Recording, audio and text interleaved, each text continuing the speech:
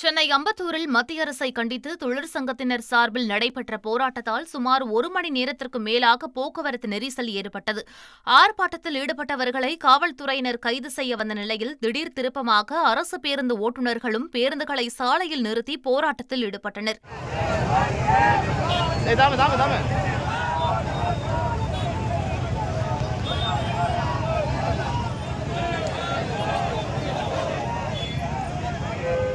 அம்பத்தூர் உழவர் சந்தை அருகே நடைபெற்ற ஆர்ப்பாட்டத்தில் 500க்கும் மேற்பட்டோர் பங்கேற்றனர். தொடர்ந்து ஆர்ப்பாட்டத்தில் ஈடுபட்டவர்களிடம் பேச்சுவார்த்தையில் ஈடுபட்ட காவல்துறையினர் இறுதியாக அனைவரையும் கைது செய்து தனியார் திருமண மண்டபத்திற்கு அழைத்து சென்றனர். தொழிற்சங்கங்கள் அறிவித்த நாடு தழுவிய வேலை நிறுத்த போராட்டத்தை ஒட்டி தமிழகத்தில் பல்வேறு ரயில் நிலையங்கள் முற்றுகையிடப்பட்டன.